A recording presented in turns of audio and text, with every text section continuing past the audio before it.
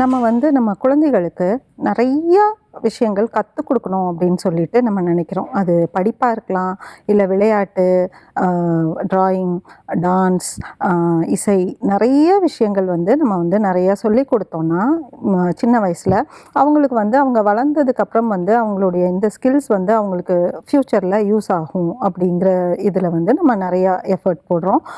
அது வந்து ரொம்ப உண்மையிலேயே ரொம்ப பாராட்டக்கூடிய விஷயம். நம்ம இந்திய பெற்றோர்கள் வந்து பார்த்திங்கன்னா நிறைய கல்வி சம்மந்தமாகவும் சரி, அந்த கல்வி சார்ந்த இந்த கோ கரிக்குலர், எக்ஸ்ட்ரா கரிக்குலர் ஆக்டிவிட்டீஸ் இது எல்லாத்துலேயுமே வந்து நம்ம வந்து நிறைய விஷயங்கள் நம்ம வந்து நம்மளை விட நம்ம குழந்தைகளுக்கு வந்து சொல்லிக் கொடுக்கணும். அவங்க அதில் வந்து ஒரு எக்ஸ்பர்ட்டாக வரணும் அப்படின்னு வந்து நம்ம வந்து ஒரு எஃபர்ட் போடுறோம். இது எல்லாத்தையும் விட ரொம்ப முக்கியமான ஒரு லேர்னிங், ஒரு கற்றல் வந்து இந்த காலகட்டத்தில் ரொம்ப தேவைப்படுது. அது அவங்களுடைய ஸ்கூலில் படிக்கும்போதும் சரி, கல்லூரிக்கு போனதுக்கப்புறமும் சரி, வேலை பார்க்கும் இடங்கள்லையும் சரி, நாளைக்கு அவங்க ஒரு குடும்ப வாழ்க்கைக்குள்ளே போகும்போதும் இந்த ஸ்கில்ஸ் வந்து அவங்க கற்றுக்கிட்டாங்க அப்படின்னு சொன்னால் அவங்களுடைய வாழ்வு, அவங்கள சுற்றி இருக்கிறவங்க, அவங்க டீம், அவங்க ஃப்ரெண்ட்ஸு, ஸோ இது மாதிரியான சர்க்கிள்லையும் அவங்க வந்து ஒரு பாசிட்டிவான ஒரு அப்ரோச்சோட லைஃப்பை எடுத்துகிட்டு போகிறதுக்கு இது ரொம்ப யூஸ்ஃபுல்லாக இருக்கும். ஆனால் இதை பற்றின அவேர்னஸ், இதை பற்றின ஒரு விழிப்புணர்வு நம்ம எல்லார்கிட்டையும் பெற்றோர்கள்கிட்ட பள்ளிகளில் இருக்கான்னு பார்த்தோன்னா நம்ம இந்திய சூழலில் வந்து அது கொஞ்சம் குறைவாக தான் இருக்குது. இதை வந்து சோஷியல் எமோஷ்னல் லேர்னிங் அப்படின்னு சொல்கிறோம். ஸோ இந்த சமூக உணர்வு ரீதியான கற்றல் அப்படின்னு நம்ம வந்து இதை வந்து சொல்லலாம். ஸோ இதை வந்து கற்றுக் கொடுக்கணும், எப்படி, இதனால் என்ன யூஸ் நமக்கு அப்படின்னு நம்ம பார்த்தோம்னா, ரொம்ப குழந்தையிலேருந்தே, சின்ன வயசுலேருந்தே பெற்றோர்களும் ஆசிரியர்களும் இதை தெரிஞ்சுக்கிட்டு இதை மாடல் பண்ணுறது மூலமாக குழந்தைகளால் ஈஸியாக இதை கற்றுக்க முடியும்.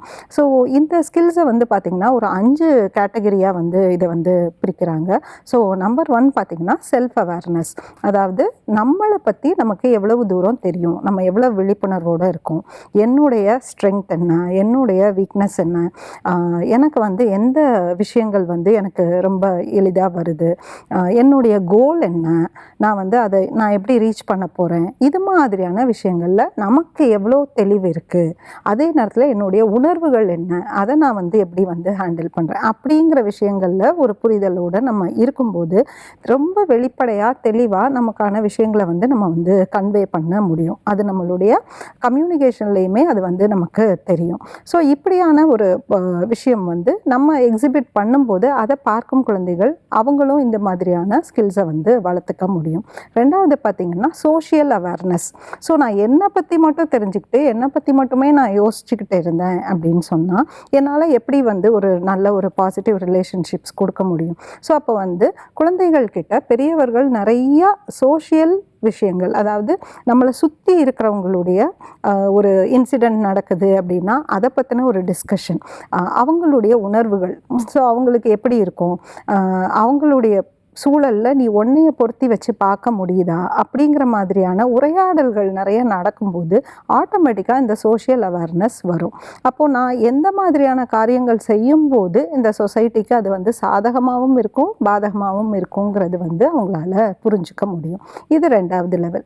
3வது பார்த்திங்கன்னா செல்ஃப் மேனேஜ்மெண்ட். இப்போ வந்து எனக்கு என்னை பற்றியும் தெரியுது, என்னை சுற்றி இருக்கிறவங்கள பற்றியும் தெரியுது, ஆனால் எனக்கு என்னுடைய உணர்வுகளை வந்து எப்படி வந்து எனக்கு கையாளணும்னு தெரியல. எனக்கு வந்து ஒரு கோபமோ இல்லைனா எனக்கு வந்து ஒரு கவலையோ ஒரு ஸ்ட்ரெஸ்ஸோ இருக்கும்போது அது வந்து நான் எப்படி வந்து ஒரு மற்றவர்களுக்கு ஒரு பாதிப்பு இல்லாமல் நான் அதை எப்படி எக்ஸ்ப்ரெஸ் பண்ணுறது அப்படிங்கிறது எனக்கு தெரியலை அப்படின்னா அந்த விஷயங்களால் நமக்கு வந்து நம்மளுடைய மற்ற கற்றலுமே வந்து பாதிக்கப்படுறதுக்கான சான்சஸ் இருக்குது. ஸோ அப்போ வந்து இந்த செல்ஃப் மேனேஜ்மெண்ட், என்னோடய டைமை நான் எப்படி மேனேஜ் பண்ணுறேன், என்னோடய ஸ்ட்ரெஸ்ஸை நான் எப்படி மேனேஜ் பண்ணுறேன் அப்படிங்கிறது வந்து நம்ம வந்து குழந்தைகளுக்கு பேசி புரிய வைக்கிறத விட நம்ம செய்து காட்டும்போது, நான் வந்து நேரம் தவற மாட்டேன், எனக்கு எல்லாமே டைமுக்கு நடக்கணும், நான் வந்து என்னுடைய உணர்வுகளை வந்து நான் வந்து ரொம்ப கத்தியோ காயப்படுத்தியோ மற்றவங்கள வந்து கஷ்டப்படுத்தியோ நான் வந்து கன்வே பண்ண மாட்டேன் அப்படிங்கிறத வந்து அவங்க எளிதாக புரிஞ்சுக்க முடியும்.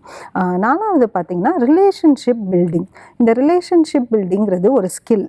ஏன்னா நம்மளுடைய லைஃப்பில் நம்ம பார்த்துருப்போம் இல்லையா, ஒரு சிலருக்கு நிறைய ஃப்ரெண்ட்ஸ் இருப்பாங்க, அவங்க அதை நல்லா மெயின்டைன் பண்ணுவாங்க, நல்லா எடுத்துகிட்டு போவாங்க. ஒரு சிலருக்கு இப்போ எந்த ஒரு ரிலேஷன்ஷிப்பும் ஒரு குறிப்பிட்ட டைமுக்கு மேலே எடுத்துகிட்டு போக முடியாது. அதுக்கு காரணம் வந்து இந்த ரிலேஷன்ஷிப் பில்டிங் ஸ்கில்ஸ் தான். ஸோ அப்போது ஒர்க் பிளேஸில் நாளைக்கு வந்து ஒருத்தங்க ஒரு வேலைக்கு போகும்போது ஒரு டீமாக ஒர்க் பண்ணணும் அப்படிங்கும்போது அங்கே நிறைய ஆர்கியூமெண்ட்ஸ் வரலாம், அங்கே நிறைய கன்ஃபியூஷன்ஸ் வரலாம். ஸோ அப்போ அதெல்லாத்தையும் நம்ம வந்து எப்படி ஹேண்டில் பண்ணுறோம் அப்படிங்கிறதுக்கு இந்த ரிலேஷன்ஷிப் பில்டிங் ஸ்கில்ஸு. ஸோ அப்போ இதை எப்படி நம்ம குழந்தைங்களுக்கு எடுத்துகிட்டு போகிறோம்னா, நம்ம குடும்பமே ஒரு டீம் தான், நம்ம வீடே ஒரு டீம் தான். ஸோ அப்படி இருக்கும்போது அங்கே வர்ற சிக்கல்கள் எல்லாம் நம்ம எப்படி தீர்வு காண்றோம், அதை நம்ம எப்படி அணுகுறோம், நெக்ஸ்ட் லெவல் எப்படி எடுத்துகிட்டு போகிறோம் அப்படிங்கிறத வந்து இதை அவங்க புரிஞ்சுக்க முடியும். ஸோ முடிவாக வந்து பார்த்திங்கன்னா டெசிஷன் மேக்கிங் ஸ்கில்ஸ். ஸோ இது எல்லாமே எனக்கு தெரியுது, என்னால் முடிவெடுக்க முடியலை, எது சரி எது தப்புன்னு தெரியலை அப்படின்னு சொன்னால் அந்த இடத்துல ஒரு சிக்கல் வருது.